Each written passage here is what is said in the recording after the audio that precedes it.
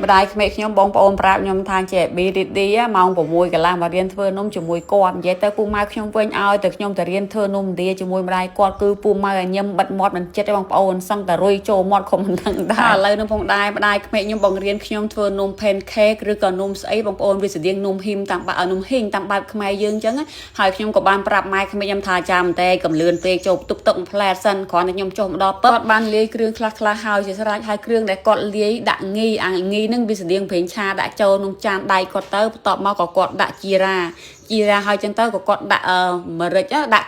ល្មៀតអូសូមអធិស្ឋានរនឹកពាក្យល្មៀតមិនចង់ត្រូវទេកោវឹកឲ្យវាត្រជាក់ទៅបានដាក់លាយម្សៅតាមក្រោយហើយនំនឹងម្សៅដែលគាត់បានលាយគេប្រើម្សៅមីឬក៏ហៅថាម៉ៃដានឹងឯងដាក់ស្ករសតិចទៅក៏ដាក់ទឹកអត់មានទឹកឲ្យច្រឡំហើយបងប្អូននេះអត្ថាធិប្បាយរៀងវល់តិចចង់និយាយថាម្សៅដែលគាត់បានលាយហ្នឹងគឺជាម្សៅម៉ៃដាជាប្រភេទម្សៅមីមួយយ៉ាងអញ្ចឹងដាក់ស្ករសដាក់អំបិលអញ្ចឹងទៅក៏ច្របាច់ឲ្យវាខ្លាំងឲ្យវាធ្វើម៉េចឲ្យវាចូលជាតិល្អឲ្យវាទន់សាច់អញ្ចឹងតែនៅពេលដែលខ្ញុំច្របាច់និយាយទៅវាថាកម្លាំងខ្ញុំខ្សោយខ្ញុំអត់សូវមានកម្លាំងទេអញ្ចឹងបាទខ្ញុំឃើញគេធ្វើក្នុងคลิปវីដេអូមួយធ្វើនំនឹងឯងប្រើ4-5នាក់យកជើងជន់តែខ្ញុំមិនដឹងថាคลิปនឹងគេធ្វើគ្រាន់ជាកំ pl ឬក៏យ៉ាងម៉េចទេប៉ុន្តែភាពជាក់ស្ដែងដឹងថានំនឹងច្របាច់ឲ្យខ្លាំងនៅពេលខ្ញុំច្របាច់អត់មានកម្លាំងដៃបងប្អូនអញ្ចឹងហើយម្ដាយក្មេកខ្ញុំប្រាប់ថាច្របាច់ឲ្យលឿនច្របាច់ឲ្យខ្លាំងបាននំនឹងធ្វើចេញមករសជាតិឆ្ងាញ់ប៉ុន្តែខ្ញុំវិញអស់កម្លាំងបងប្អូនមានភ្ញៀវមក3នាក់ច្របាច់បដាក៏ញ៉ាំបដាតែចង់បញ្ចប់អូយសូមលើកទង់ជ័យសក៏ហៅពូម៉ៅឲ្យមកជួយច្របាច់ម្ដងហ្មងទៅខ្ញុំគាត់ថានំនឹងមិនដឹងជាជាតិល្មិចទេបងប្អូនអើយបើច្របាច់ឡើង3-4នាក់នេះម្ដាយក្មេកខ្ញុំវយដល់កហ្មងគឺថាដើម្បីគឺថាម្ហូបឥណ្ឌាគាត់គឺវក់ដល់មួយថ្ងៃនិយាយទៅជនជាតិឥណ្ឌាតែប៉ុណ្ណឹងបងប្អូនអើយម្ហូបមួយថ្ងៃរវល់តែរឿងចក្រានចាញ់ស្រាំហ្នឹងញ៉ាំមួយថ្ងៃ 4-5 ដងអញ្ចឹងណាឥឡូវដល់វគ្គពូម៉ៅច្របាច់ម្ដងពូម៉ៅច្របាច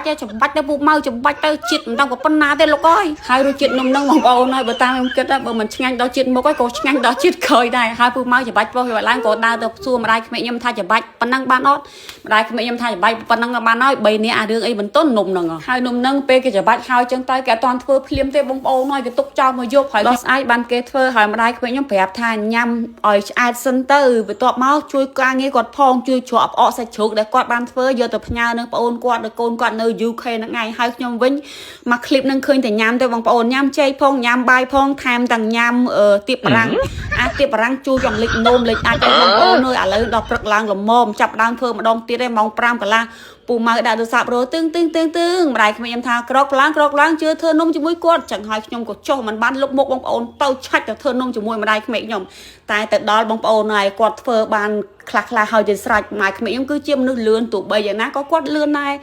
ថ្មិចភ្នែកមិនតាន់ធ្វើបានឡើងមួយកណោកំប៉េះអេសតែម្ដងហើយវិធីធ្វើនំហ្នឹងងាយទេបងប្អូនលឿនខ្លាំងមែនតើអត់ពិបាកអីច្រើនទេយើងគ្រាន់តែ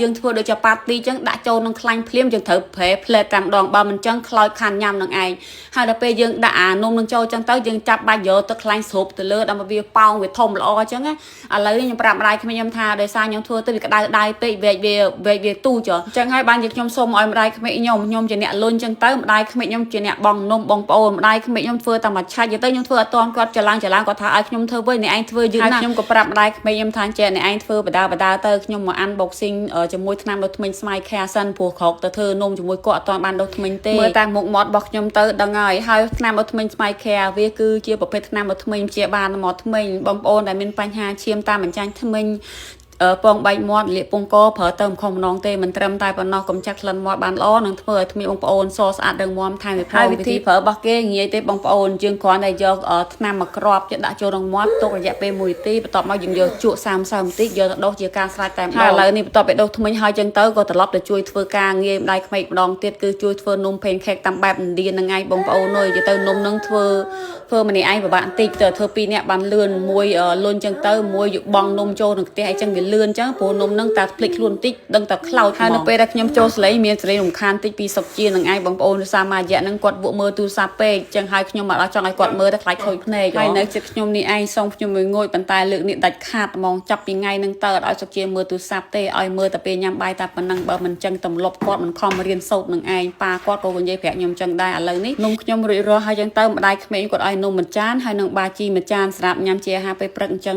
រួចគ្រប់ទៅពេល What I come? You did it first. I just this one. I click from mommy, no, Dada. It's good. Yeah, I did. It's nice. But it's tasty, you know. Huh? I did you did and mommy with yeah well my god so tasty no tasty But the one the hotel same they do hotel. How they do? yeah but it's too at least both pair very close what's that In the hotel they very unhygienic. hand glove no very hand glove more nice no very hand some But you hand know how glove to know, no? I know very easy but important maybe you know have to mix proper way no like recipe no real recipe otherwise become hard become no but it not complicated in Korean very easy to do Roxanne, here breakfast. គ្រួសារខ្ញុំមហាពេលព្រឹកតែអញ្ចឹងបងប្អូនអត់មានអីច្រើនទេប៉ុន្តែពូម៉ៅគាត់ភាសាតែមួយផ្លែតហើយជាស្រេចតែម្ដងហើយក្នុងវីដេអូហ្នឹងខ្ញុំមិនបានកាត់តទេចេញ original ចរិតពិតនៅក្នុងគ្រួសាររបស់ខ្ញុំហ្មងមិនបាច់កាច់កង់វងមូលច្រើនទេបងប្អូនហើយវីដេអូខ្ញុំក៏មានប៉ុណ្ណឹងដែរអរគុណច្រើនបងប្អូនដែលឆ្លាញ់ចិត្តមើលវីដេអូខ្ញុំជូនពរបងប្អូនឲ្យរកស៊ីមានបានសុខភាពល្អសុខភាពទាំងអស់គ្នាហើយជួបគ្នាក្នុងឱកាសបុណ្យចូលឆ្នាំហ្នឹងឯងខ្ញុំទៅដល់ថ្ងៃទី13ឥឡូវនេះ small សុខជាខ្ញុំមិនដឹងនៅណាទេបងប្អូនលំឡើងមើលទូបានអញ្ចឹងអូខេជម្រាបលាអរគុណ